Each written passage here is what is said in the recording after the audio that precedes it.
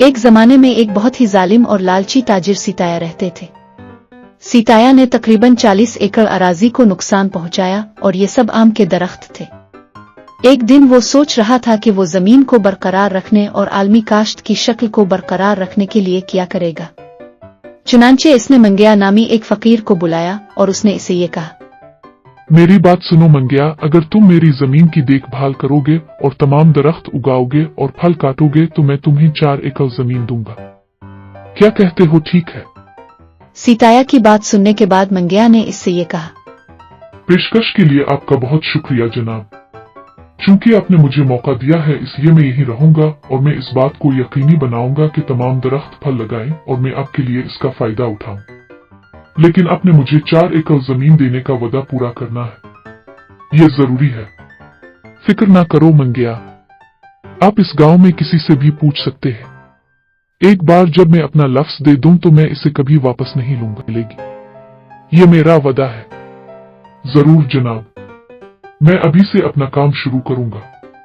मंगया अपनी बीवी को वो सब कुछ बताता है जो उसने इस वक्त तक किया था। इसकी बीवी इसे देखकर कहती है, खुदा ने हमें जो तोहफा दिया है हम इसे क्यों ठुकरा दें? हमें ये मौका जाया नहीं करना चाहिए। आपकी मेहनत हमेशा काबिल कदर रहेगी। जब वो दोनों बातें कर रहे थे तो उनके बेटे रामो ने सारी गुफ्तगू सुनी। उनका बेटा रामो तालीम याफ्ता, वो अपने वालिद के पास जाता है और उससे एक सवाल पूछता है और वो आपको 4 एकड़ जमीन देने का वादा करता है। काम हो जाने के बाद अगर वो आपको जमीन देने से इनकार कर दे फिर आप क्या करेंगे? तुम मुझसे ऐसा सवाल क्यों पूछते हो रामो? सीताया घंटा गांव में एक बहुत मुअज़्ज़ज़ आदमी है, वो अपनी बात से क्यों पीछे हटेगा? वो एक अजीम इंसान है। आप सिर्फ आदमी की बात को कैसे ले सकते हैं और पूरे फॉर्म पर काम करने के लिए आगे बढ़ सकते हैं? ये काफी खतरनाक है, अब जानते हैं। आगे कुछ नहीं, बस सीता से कहो कि एक खत में मुआहदा लिखो ताकि हमारे पास सबूत हो। क्या तुम पागल हो? अच्छा बाबा, मैंने आपको बता दिया है कि आपको किया जाने की जरूरत है, लेकिन इसके बाद आपकी मर्जी है। ये सीताया जैसे बड़े आदमी की बेइज्जती होगी। इसने मुझे अपनी जुबान दी है जो पहले ही मेरे लिए बहुत अफजल है। अगर मैंने इसे खत पर लिखने को कहा तो समझो कि ये मेरी बेइज्जती होगी। वो मेरे बारे में क्या सोचेंगे? लोग मुझे बता चुके हैं सीताया गांव में अच्छा आदमी नहीं है। मुझे नहीं लगता कि आप जो कुछ मुझसे कह रहे हैं वो सच है। इसने मुझे एक मौका दिया है और मैं इससे फायदा उठाने जा रहा हूँ। मुझे परवाह नहीं कि क्या होता है, ये मेरी पसंद है।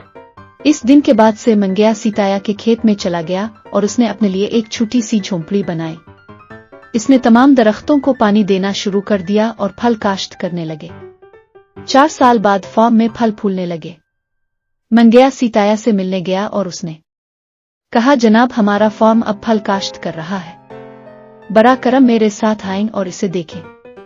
मंगया की बात सुनने के बाद सीताया बहुत खुश हुआ और ये कहता है, ठीक है, हम फार्म देखने चलते हैं और जल्द वापस आ जाएंगे। सीता और मंगया वो दोनों खेत में जाते हैं और सीता ये सब देखकर फलों की काश्त की तमाम सनतों को देखता है और उसने अपने आप को सोचा, लेकिन अब मुझे इसे 4 एकड़ जमीन देनी चाहिए और मैं अब ऐसा नहीं करना चाहता। मुझे उनसे जल्द अज जल्द छुटकारा हासिल करना है, तभी मैं अपने पास मौजूद हर चीज को अपने पास रख सकूंगा। सीता बहुत लालची और किनारा किश होकर सोचने लगता है। मंगया ने सीता की तरफ देखा और वो ये कहता है, जनाब क्या आपने नहीं देखा कि फल किस तरह काश्त किए गए हैं? जैसा कि मैंने कहा, अब आपका वक्त आ गया है कि आप मुझे 4 एकड़ जमीन देकर वापस कर दें जिसका आपने वादा किया था। जैसा कि आप दरख्त देख सकते हैं, हाँ ये फल काश्त कर रहा है, लेकिन उन फलों की इतनी कीमत नहीं होगी क्योंकि ये खुश्क है। यही वजह है कि आपको कुछ भी करने से पहले ज्यादा तजर्बा होना चाहिए। नहीं जनाब, ये सही तरीके से काश्त की गई है। बड़ा करम इसे ठीक से देखें। मंगया, नहीं लगता है तुम समझ नहीं रहे हो। क्या आप मुझे ये बताने की कोशिश कर रहे हैं कि मैं अपनी शक्ल के बारे में नहीं जानता? सीताया मंगया पर बहुत सख्त तरीके से चीखना शुरू कर देता है ताकि उन्हें जमीन से हटा दिया जाए। मंगया इस तमाम वक्त के लिए खामोश था, लेकिन वो सीता की तरफ देखता है और ये कहता है, जनाब कम अज कम आपको पहले मेरी बात तो सुननी पड़ेगी। मैं तुम्हारी बात नहीं सुनूंगा क्योंकि तुमने अच्छा काम नहीं किया। उनमें से कोई भी दरख्त सही तरीके से काश्त नहीं किया। दोनों एक दूसरे से झगड़ते रहे, लेकिन सीताया वाकई परेशान हो गया और उस पर और भी चीखने लगता है। मंगया काफी मुतमईन था और वो खामोश रहा। इस वक्त सीतिया ने महसूस किया कि वो जो चाहे करने को कर सकता है और उसने ये कहा, वैसे हम दोनों बहस कर रहे हैं।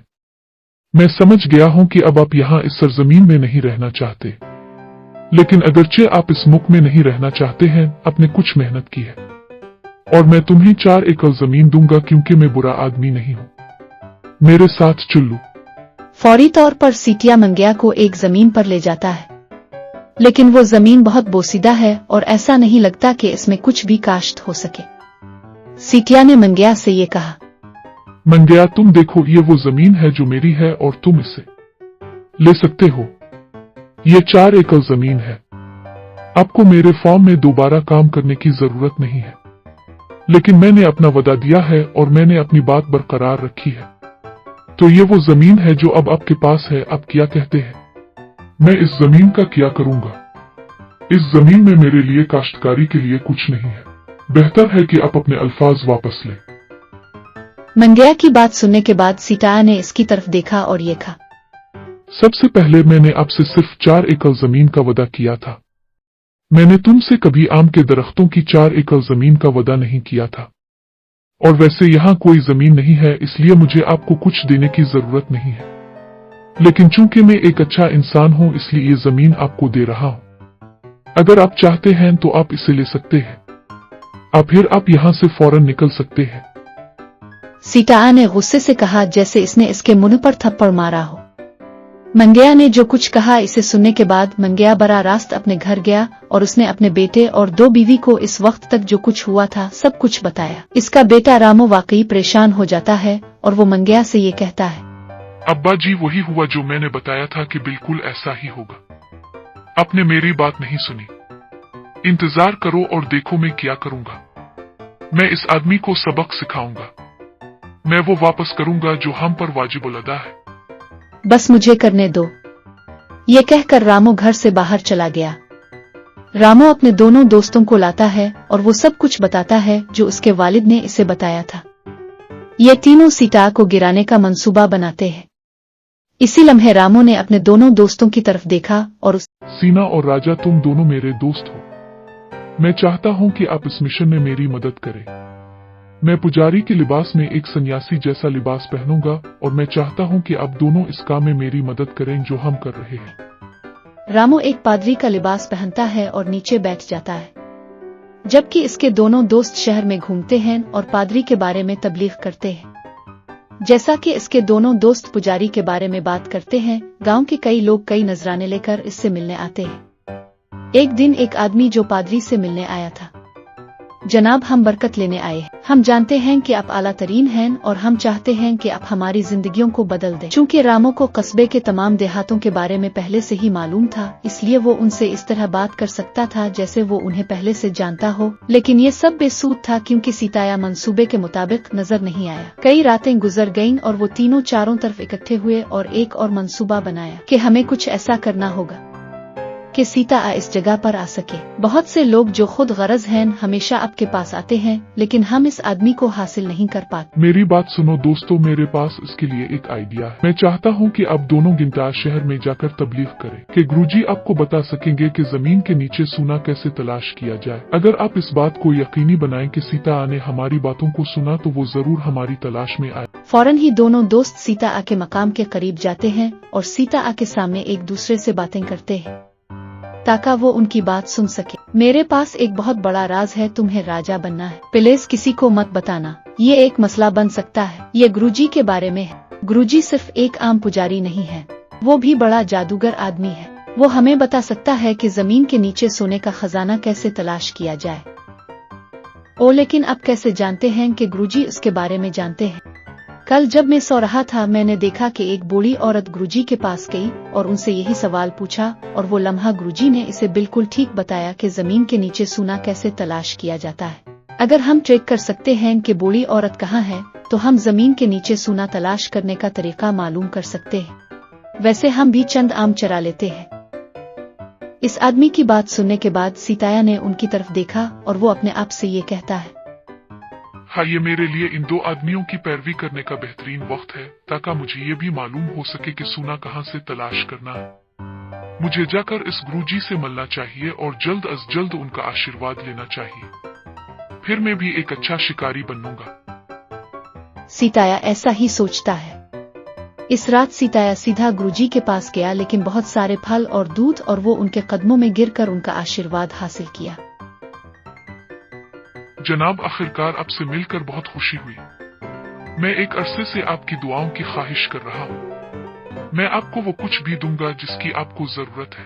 बराहे करम मुझे बताएं कि खजाना कहाँ से मिलेगा, ताकि मैं खुद इसे तलाश कर सकूं। सीताया की बात सुनने के बाद रामो ने इसे इस तरह जवाब दिया। आप क्या कह रहे हैं? ये हासिल करना बहुत मुश्किल। सबसे पहले मैं चाहता हूँ कि तुम अभी यहाँ से जाओ।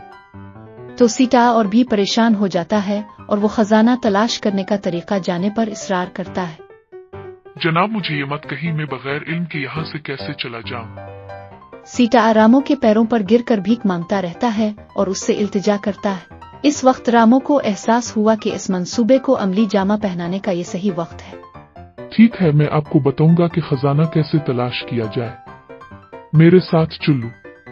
चलते चलते रामो और उसके दोनों दोस्त जमीन पर पहुंच गए। सीता और रामो मंगेया को दिए गए बैरल लैंड में जाते हैं। जमीन में एक लकीर लगाता है और वो सीता से ये कहता है, अगर आप यहाँ खोदेंगे तो आपको कई मिकदार में सोना मिल जाएगा। मैं चाहता हूँ कि तुम वो सारा सोना ले लो जो तुमने खोदा है, और मैं चाहता हूँ कि तुम अपने बनाए हुए पैसों से शिवन मंदिर बनाओ।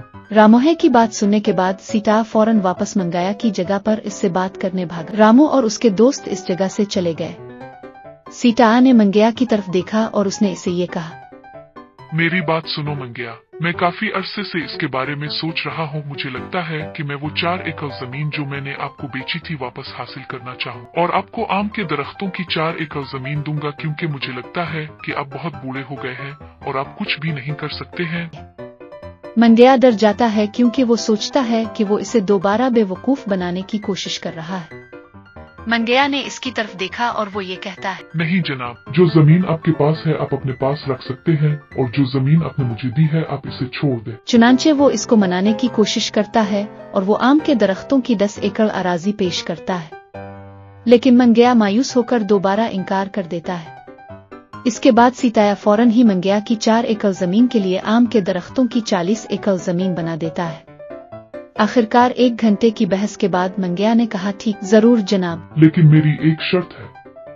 आपको एक तहरीरी मुआहदा करना पड़ेगा कि आप अभी अपना पूरा आम का फॉर्म मुझे दे रहे हैं। सीतिया को इस बंजर जमीन में सोने के बारे में इतना यकीन था कि वो इसे हासिल करने के लिए कुछ भी देने को तैयार था।